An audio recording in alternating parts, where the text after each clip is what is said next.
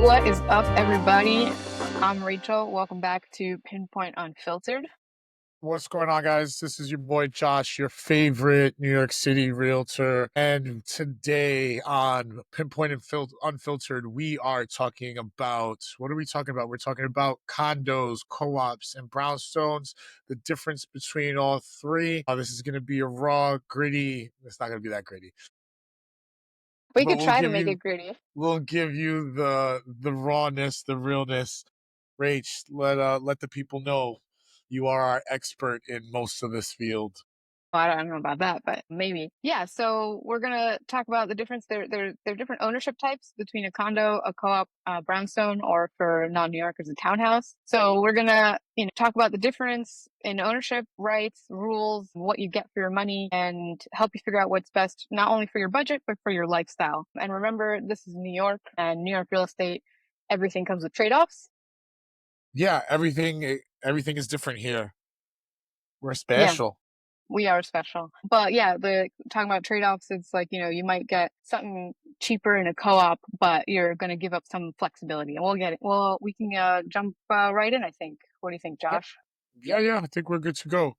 So quick, Rach. So yesterday I'm showing a client and we're doing rentals and he stops me. He's like, "Hey, I'm looking to purchase." Which, it gets me excited, get a little chubby, like, "Oh yeah, you go from a rental client and like hopefully we could like move him along into a purchase." Yep, that's So the goal. the first question like he asked me, he's like, "What should I do? Should I go condo? Should I go co-op?" And I don't know what is something that you tell people the minute they're asking that, because honestly, like, you are our person that like kills all types of sales and purchases. Thank you. So I would answer the question by asking you another question, which is, what's your budget, right? If you're looking at under a million, most likely I'm going to tell you to go co-op because you'll get more bang for your buck. Co-ops are cheaper. They haven't risen in value as much as condos. And co-ops are we can get into it in a bit, but co-ops are pretty unique to New York. But usually what I tell people is that like it depends really on your budget and what you're looking for. So if, you're looking to spend a couple million, then my next question would be, okay, what's more important to you? Flexibility in where you live, like being able to kind of just make renovations or rent it out whenever you want. Then that would help, decide like, okay, are you trying to buy it as an investment property that you want to rent? Then I wouldn't suggest necessarily a co-op. I would go with condo or brownstone. So yeah, it's not a really quick answer, right? You need to kind of figure out what they're looking for to help, give them the right, tailor the solution to them. Yeah, no, that's I think that's pretty much everyone. I guess when you're looking into any like real estate, kind of got to tailor the Yeah, search there's no per one size fits situation. all, right? Yeah, exactly. Yeah. So all right, let's break down the logistics. What is a condo? This is gonna be honestly, Rach, this is gonna be your episode. Like, I'm just here for a good time, not a long time. Fair enough. Well, I don't want to bore people, so I'll try to get through the educational part, pretty quick. So condo is short for condominium, and it's a type of ownership where you own the interior of your unit. So you own like within the walls of your apartment. You own actual tangible space. Yes, the actual property. And then you share ownership with the other owners in the common spaces. So, like the lobby, the hallways, if you have like a roof deck, stuff like that. Gym, pool, blah blah blah blah. Absolutely, any amenities. And the the way that that's managed is through a condo association. Anybody that's familiar with the burbs, you have like homeowners association. So that's like single family homes in a in one little neighborhood or a section, and they all get together and they like make rules and regulations. So the same thing applies, but in a condo. So in one building, they have like an association where they have rules and regulations, and they dictate like what you're allowed to do for each unit.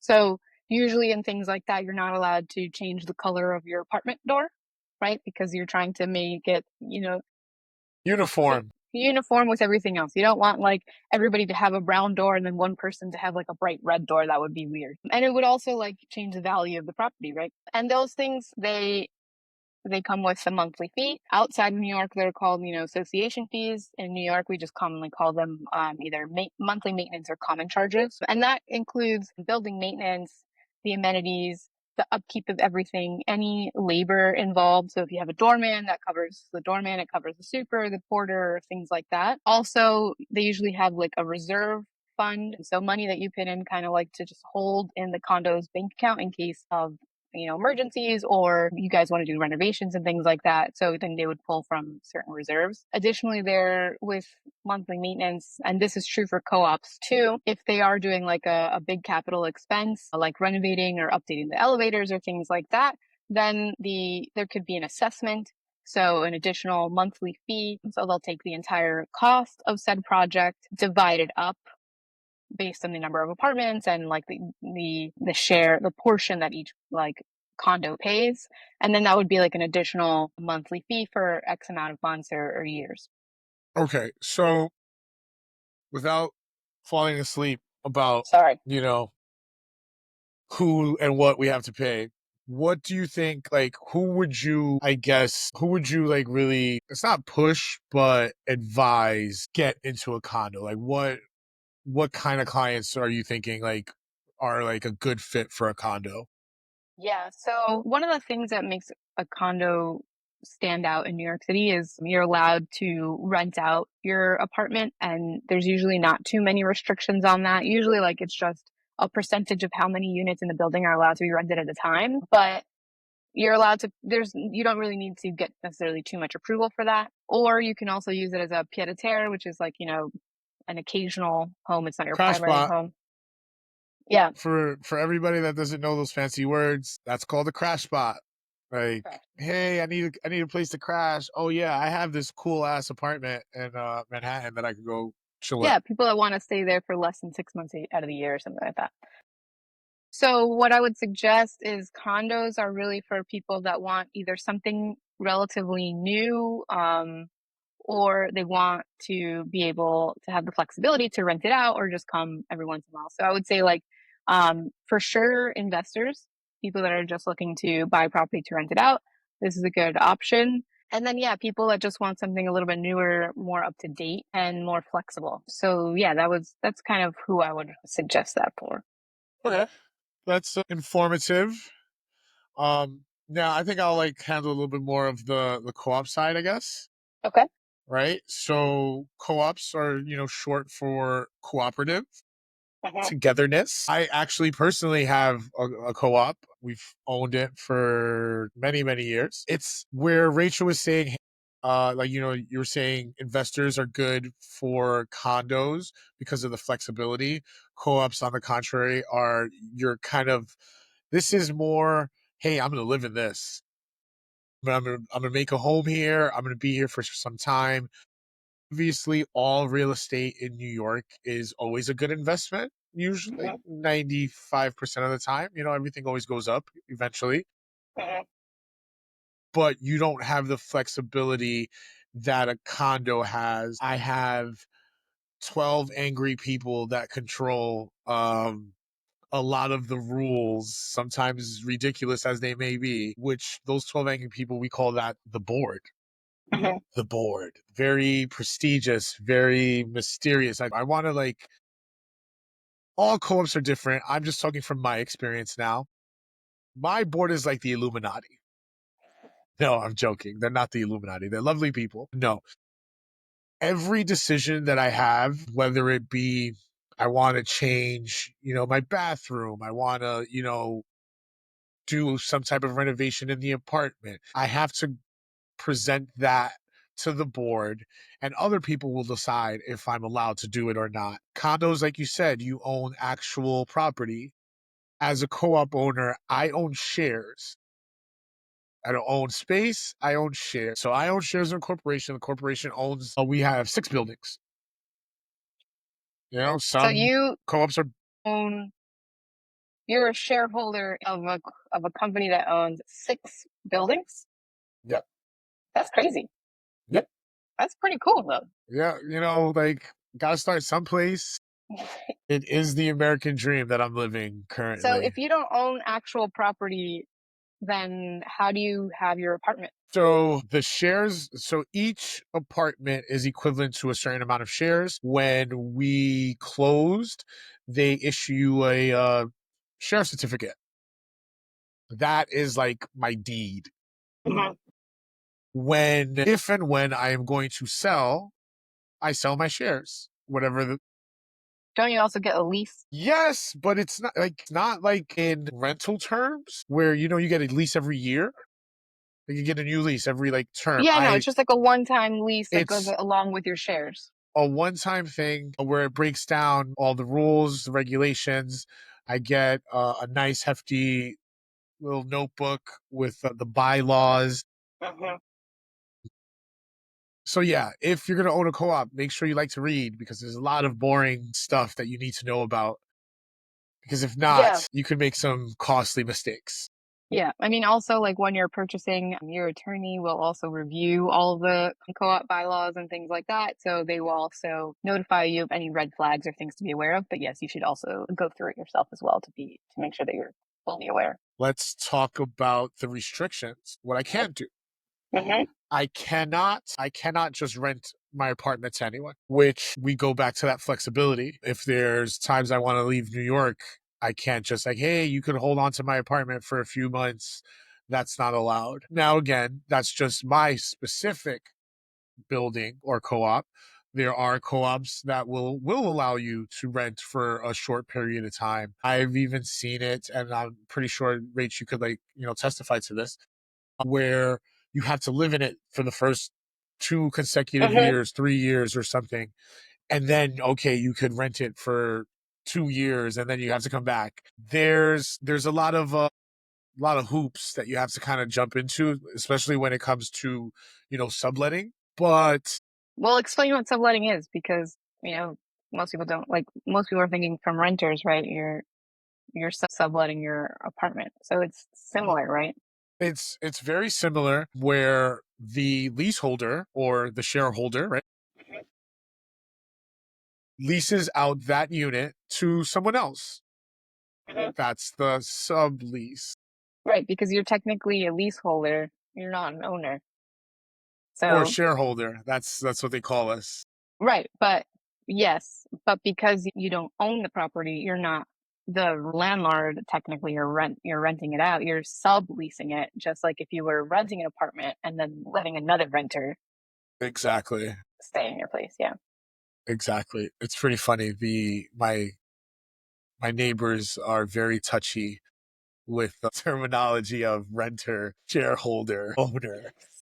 The board meetings get very lively, and it's usually like the little old ladies most that have the most anger. Yeah, well, they've been there for the longest probably, right? Yeah, they've been dealing with the most BS. So I would say like let's talk about like some of the good things about a co-op. I think the biggest benefit is that your monthly maintenance fees include your property taxes, right? And as well as like building maintenance and things like that. And the reason it includes property taxes is because again, you're owning shares of a company, not the actual property, and the company has to pay the taxes, right? So you're just paying your share of that. So that's pretty cool. But Josh, can you just like change things in your apartment without telling anybody? Superficial stuff like cosmetically, sure, I could change my paint, not a problem. Like in my apartment, like you said earlier, I cannot change the color of my apartment door. We are all red doors. They're all red doors. Funny story on a side note, like one day I'm coming home super drunk and I wasn't home all day. And I guess I missed the memo of they were going to change the color of the door. And I like get out the elevator and I'm like, I'm on the wrong floor. And I'm like, I might be in the wrong building. Remember, we have 6 buildings and they all look alike. I could have easily, in a drunken moment, walked into the wrong building. I stood stuck for about 5 minutes on my, wondering how am I going to get into like where I was and how am I going to get into this apartment, all because they changed the color of the paint on the doors. but whatever. That's me being stupid. That's hilarious. Didn't you fall asleep on the floor of like That's the another. wrong All right, that's hallway? for a different podcast. Okay, we're not gonna give the people all that stuff. All right, look, I'm a responsible adult now. I don't fall asleep randomly on the floor, but whatever. We call that pinpoint after dark. That almost sounds like a Cinemax show. It's Shit, weird. Skinamax. All right, so who's a co-op best for? Who do you think? People looking a little bit long term. You want a nice, quiet space. If you want to get into some type of ownership, a nice, quiet, long term space. Co-op is great. Like you said, the cost is a little lower, which is amazing. But like we were kind of getting into the this is not for investors. I wouldn't if I'm an investor, you're not really going to make a ton of money on co-ops. So I would probably say co-ops are best, especially if you're like your first time buyer, single or a young, couple. Absolutely great for. Absolutely Yeah. great. As this was my family's first property, so it like started us on a path of ownership, and I think co-op is a good place for a lot of like first time buyers. Yeah, I would definitely agree with that. I mean, I will say though that if you're a first time buyer and you're getting into a co-op and you're buying something that you're going to renovate, um, make sure that you definitely work with people that actually have experience in that. And just a tip, if you're you're buying something and you're going through the co-op board interview, so the other thing is that you have to be interviewed and approved to buy. So let me actually talk about that first, and then I'll get back to the other part. But um, let's say because the seller doesn't actually own the property, they just own their shares. They actually the purchase has to be approved by the co-op board, and they can reject a purchase and not give a reason why. By New York law, they don't have to tell you why. And there's a lot of backlash that they're getting for that because basically you can discriminate against somebody, and there's obviously equal housing laws, but they don't technically apply to a co-op because if they don't have to tell you why they rejected you, then they obviously could be discriminating against you. And Just cause. the only way that you're going to find out is if you sue them. So basically, like, you put in an offer, you have a contract, your attorneys are doing their due diligence and getting the contract signed and all of that, and then you have to submit what's called a board package, which is going to include your left kidney. They want to know everything, all of your assets and all of your debts. So every single dollar that you earn and every single dollar that you spend. And they will go through all of your documentation that supports it with a fine tooth comb. And if they have questions, they will ask you about it. And usually, like, by the time you get to the interview, it's kind of like a soft approval saying, like, welcome. It's usually the interview is usually like 50 minutes, and it's kind of like a welcome to the building. But that whole board package process, like, you need to work with a broker that actually knows what they're doing to help you put it together, can review everything, make sure you don't leave anything out, because if you do leave things out, then the board is going to wonder why. Then they're going to start asking more questions. They're going to be less likely to approve you as a buyer. And then for the interview process, let's say you get that interview, and I'm going to go back to what I was saying before. If you want to renovate that property, you want to renovate that apartment, don't tell them that in the interview. That is tomorrow's problem. That is not today's problem, as we like to say. Like, that would be a terrible thing, because then they're gonna be like, oh well, what are you thinking of doing? And that's gonna be a problem. And you're like, because there's rules on like what times of the day and what days of the week you can do construction and everything. Like, sometimes you have to use like board approved contractors and things like that. So yeah, so a co-op is like very invasive into your life, like into your finances and in your life. Like, you're gonna have nosy neighbors everywhere you go, but in a co-op, especially people that are on the board are gonna be the nosiest of neighbors. So if that's okay with you, like if you're not a person that throws ragers every day, a co-op is a great opportunity, and that's why we say it's great for first time buyers because And if you do throw ragers, invite reach us, me at Josh at no, I'm just joking. No, if you do throw ragers, my advice is always invite your neighbors. invite your neighbors first. Yeah, It yeah. goes a long way. Even if they say no, at least Hey, I was Yeah. being neighborly. Hey, I'm having a dinner party, even though it's more than a dinner party. I'm gonna have some friends over. Would you like to come? Would love to have you. Stupid things make people feel like they're special. I've had my neighbors over like 20. So we have 7 apartments on the floor, right? There's like 7 of us. Yes. 2020. They just moved in. So yeah, I've had half of my neighbors for 20 years. So that stability, like going into like, oh, benefits of, having a co-op, the stability, it does feel like a community Yeah, where when you're renting, it's a high turnover. You might not ever really like get to know any of like your neighbors. Condos, because you can rent them out, you might have again a turnover of people coming in and out that you don't really like get to like know. But for like the co-op, I have neighbors that have known me for a very, very long time. The days of me sleeping on the in floor the hallway. in the hallway, to So where I you're can definitely make it have to to. my You're bed. gonna have to tell that story. That's All gonna right. be on the embarrassing episodes, like the blooper episodes. So I think that covers co-op. So like again, let's just recap real quick. Condo versus co-op. You still have like a board, right? You still have people that are, managing the building. You still have to have some sort of application, but they're definitely different in terms of restrictions. Co-ops are a lot more restrictive. For a condo, if you want to do renovations in your apartment, you don't need anybody's permission. You just need to follow the rules of the condo, which again would probably state like when you're allowed to do construction, when you're not. And those like the reason that there's rules in a condo association is because again, you're all living in a shared kind of building, right? So you want to make sure that it's a happy environment for everybody. And with co-ops, right, they're much cheaper than condos usually. They take up about I would say 70% of the market. There's more co-ops in New York than condos. They used to be the prime jewel of New York City real estate. People loved being in a co-op, but with the rise of condos, that has definitely changed. People definitely prefer condos more, so the values have been dropping, which is what makes them cheaper. But again, they also include the property taxes. So it's definitely a more affordable option. It doesn't mean that because it's cheaper, it doesn't increase in value. It absolutely does. Again, remember from the last episode, like, New York City is a steady incline. You're always going to get your money back, but you have to stay there for like 7+ years.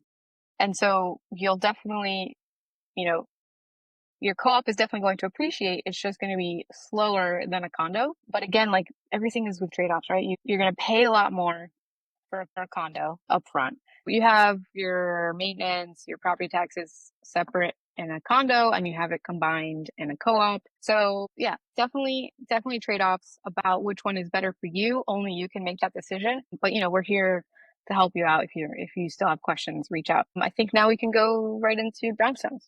Yeah, and brownstones are so the history of brownstones really quickly because I'm Let's do it. kind of I nerdy and love history. stupid. I love brownstones. So let's see if we have the same knowledge. So when New York back in the olden days was New York is old as fuck.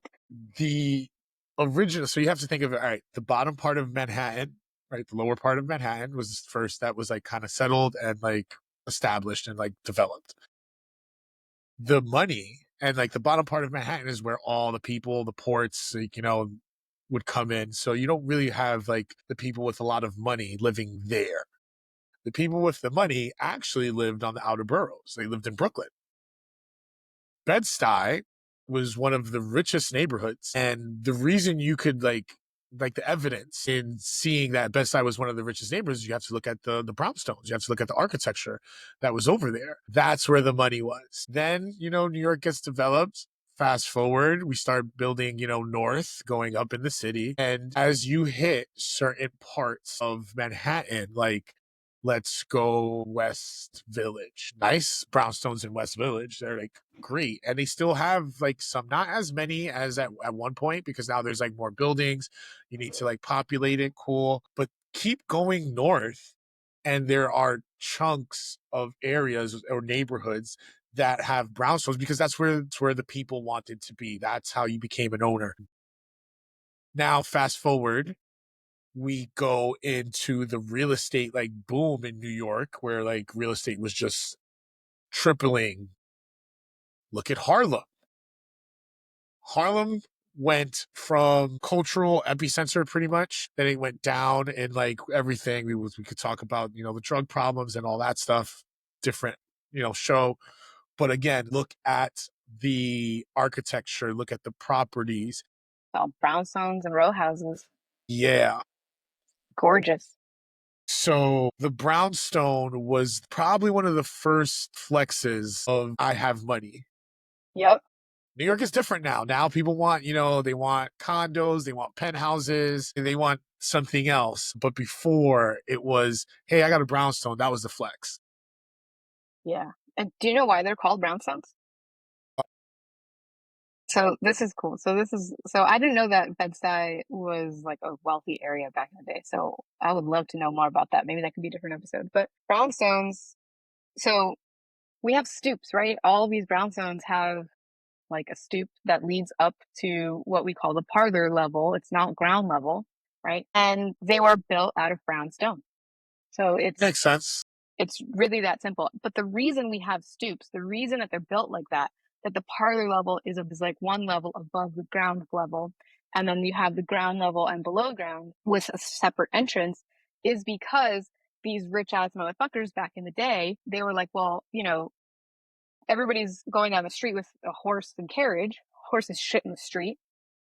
People also used to shit in the street.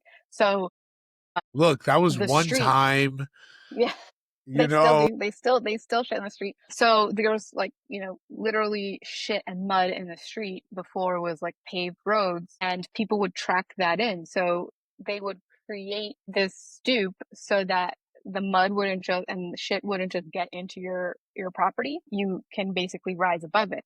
But that ground level that there's, because you anytime, and I keep doing this because anytime you see a brownstone, there's usually an entrance underneath that stoop, and that's because the staff, the people that worked for those rich people, they would go in through the ground entrance. Uh, the rich people would live above the literal shit, right? And the people that were maintaining their homes and working in those people's homes would be on the ground floor with all of the shit. within amongst the shit. Yes. So yeah, that's why they're brownstones, and that's why we have stoops. Instead of like, because if you go like right now, I'm in Atlanta, right, and I'm in a community, I'm staring at a whole bunch of townhouses. Jesus, townhomes. I am staring at a whole bunch of townhomes. And people, it's not 5 o'clock someplace, so she's not drunk. No, I wish. And yeah, they have garages in this one, but basically the door is at ground level, so there's no like Just like steps going in. You just walk walk in. right in. Yeah. So that's a big difference. So okay, we've done the history of brownstones. And by the way, it was a flex back in the day, but Josh, come on. To It's even still a today, flex it's a now. flex. Don't It's get me still I wrong. own a fucking brownstone. Those It's things are millions of dollars. it's Even definitely a rundown one, like still a one that has flex. to, yeah, even one that is completely disgusting and has squatters and is like falling apart. Okay. And let's say I'm talking about Harlem, right? Even one like that is $2 million. In Harlem, completely destroyed. Look at like, let's say you want to buy one in like Chelsea, like 9 million, 7 million if you're lucky. Upper West Side, Yeah, 10 to 12. I've seen come on. 17. I've seen 17. That's ridiculous. But I mean, it's an awesome flex. And so the reason people want to own a brownstone, right, is because it's all yours. You don't have a board, a condo board or a co-op board. You own that entire thing by yourself. There's no Just have to rules. follow zoning laws when doing any type of renovation or construction. Neighborhoods like the Upper West Side, you have to remember that what is that? The History Preservation Act. I Mhm. forget the name of the act. It's like slipping my mind. But long story short, these buildings are historic, and zoning board wants to preserve as much as they can. So you kind of have to keep the facade, like the front of the building, like the way it is. You could do Mhm. renovations on the inside, but a lot of the exterior, the front of the building has to be kept the same. So yeah, just know that, know what laws you can, like what renovations you can make. It's not completely like I own it, I do what I want. Not a hundred Well, it would percent. depend. It depends on the neighborhood, right? Because Yeah. like in a historic district, like the Upper West Side, part of the Upper West Side, then yes, you have to get that approved by the city board. But in other places, they're not necessarily considered historic, so you can pretty much do what you want. And the sad part about, some of the brownstones, why we don't have as many as before, is because so many people need to live in New York. We need more apartments. People come and they'll buy one, two on the block, and then they'll like tear them down and build, a high rise building there. Mhm. It happens all the time. Yeah. So, some people have brownstones as a single family home, right? Like they live in the entire thing. And then some people have it where it's multiple units, right? So you could buy it and split it up. Even if it's already a single family home, you can then split it up into different apartments and you can rent that out. So brownstones are really, really great for investors. Or people that are looking to get into investing because there you can do what is called house hacking. House hacking is when you live in part of the house and then rent out the others. Um, so yeah, this is something that I actually want to do. I actually would love to own a brownstone, live in like the bottom two or three floors, depending on how big the brownstone is, and then rent out the rest because that can help cover, costs, right? Because with a brownstone, you, like I said, you own the whole thing, right? So when something breaks, you got to pay for it, the entire thing, right? There's no association or co-op board that's gonna help you pay for shit, right? So again, trade-offs, right? Like complete flexibility, you can do whatever the fuck you want. But all that cost is coming out of your pocket. Anything that has to be changed is on you.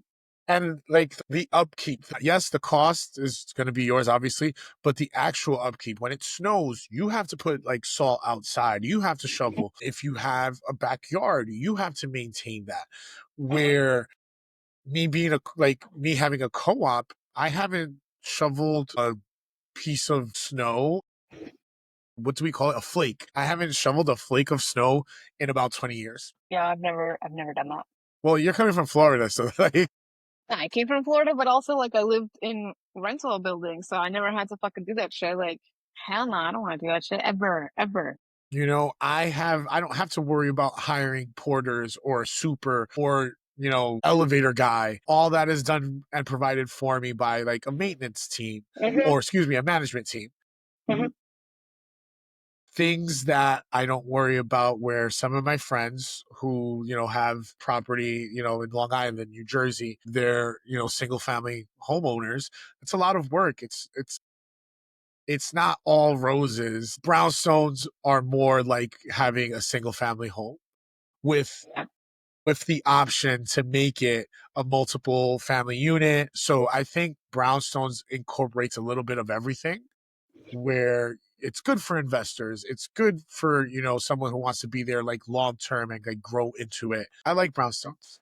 I love brownstones. And like, like you said, they're historical properties. They have that classic quintessential New York City charm, right? And as well, quirks. They're really, really old. So, they're going to creak. You might have some drafty windows. You might need to change them. But then you have like the original molding, which I think is gorgeous. I love like when you have like those paneled walls, like on the interior paneled walls, like Or awesome. But the I mean, shutter again, doors on we the have shutter windows. doors. Oh, when I see those, I'm like, this is classy. Yeah. Yeah. But again, it's not for everybody. But those are some of the the cool things about it. I think they're. What else? I mean, yeah, I think like there's a lot of romanticism with a brownstone. Yeah. Yeah. Yeah. It feels it's more personal Hmm. because like we've established, you could do different renovations. Your door could be a different color. Yeah. It doesn't have to look like You could change color all the the time. house or the brownstone next to you. You can be different, which I love, which is Yeah. a I great mean, thing. so you were talking before about shoveling snow and having to take care of like the lawn or backyard or whatever. I had a conversation a few years ago with a colleague of mine, um, and lived in like in a you know probably large property in Connecticut. And he was like, oh, you don't want to live in the burbs where you can have like a huge front lawn and a backyard and a pool and all this. And I was like, that sounds like so much fucking work.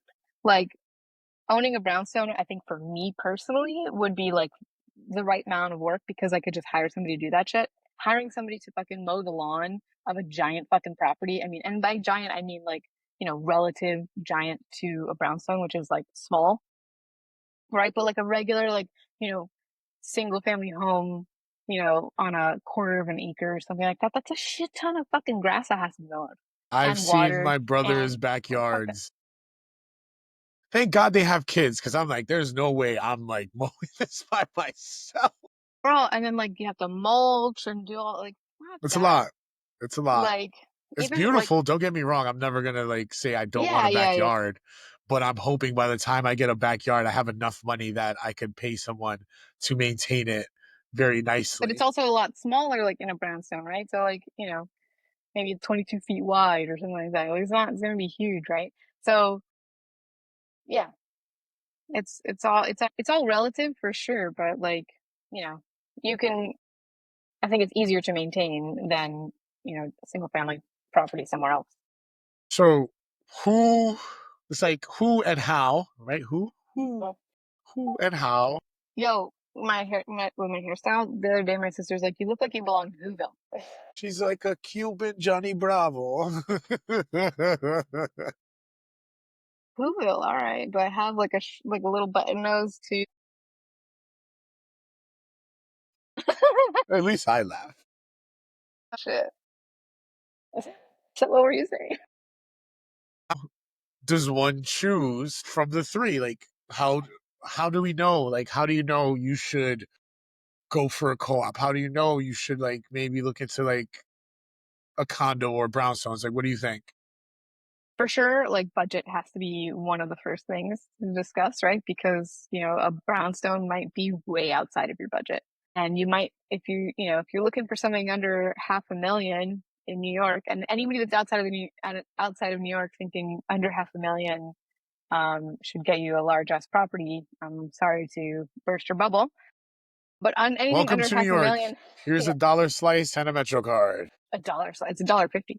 Um, that inflation shit. So yeah, anything under 500,000, if that's your budget, you're gonna for sure be looking at a co-op, like for sure.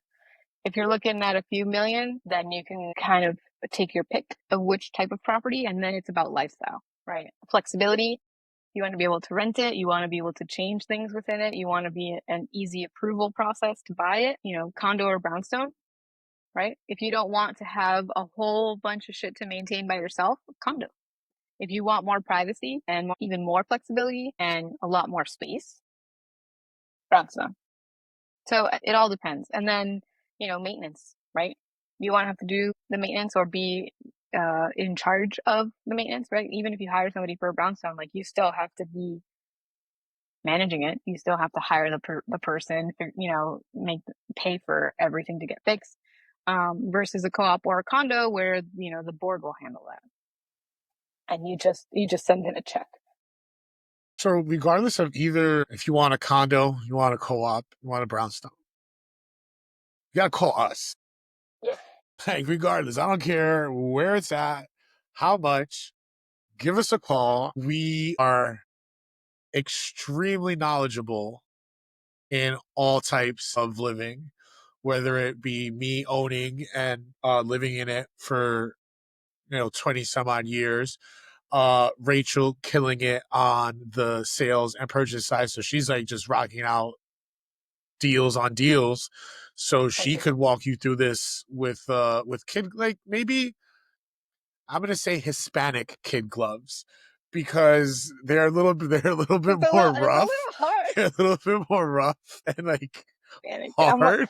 smack a bitch. Listen, bitch, this is the fucking property type that you need, okay? Don't fucking think about what you want in your heart. No, I'm just kidding, guys. Yeah, I told someone the other day, I was like, I have issues when like people put their hands in my face, and I kind of like have brought it back to, I think my mom smacked me so hard one time that it just boom, trauma. But gotta love these Hispanic women. Somebody puts their hands in my They face. keep I even have a problem at I'm the gonna swing. dentist. I'm gonna swing. I have a problem at the dentist. He's like, okay, open up. And I'm like, like, oh no. Um, or I say, mommy, no. No, I'm just joking. No, come on. That's a We joke. love your No, she's a great lady. Shout outs to my mom. Mother's Day is actually coming around the corner. corner. Oh Yeah. Lord. Um, no, so What are you gonna be doing for your mom? dodging and weaving. Ish. I have to make my way out to New Jersey to visit all the mothers. But no, any type of real estate, obviously, it takes a lot of research, a lot of communication with the people that you're going in on the real estate with, and like the people that are helping you, like, purchase this real estate, whether it be the real estate agent, lenders, attorneys. Choose wisely, folks. That's the message that I'm getting off at. And I don't know, with kind of that, is there anything else you want to tell these people, Rich? Like, do we have a lot more we got to go through, or No, do I we think cover it? we're pretty much done. I just wanna you jump on what you just said, having attorneys, lenders, having a team. Reach out to us. We have, a great team. We have a bunch of attorneys that we work with, a bunch of different lenders.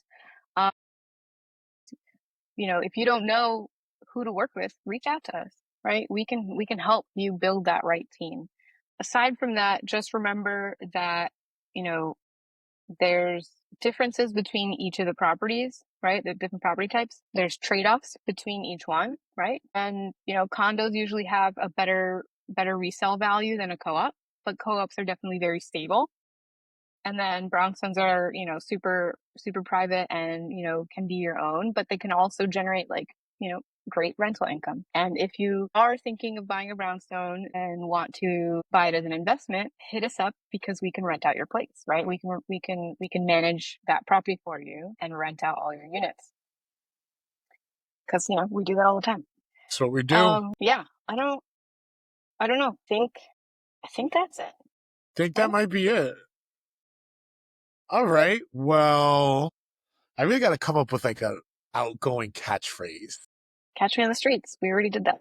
Yeah, but there's like I need something else. I need something else. And I'm gonna reach out. I'm gonna like put it up there. Maybe like we'll like put the question out on like one of our Instagram posts. What do you want to hear Josh like outro be? I'm leaving it up to the Yeah. people.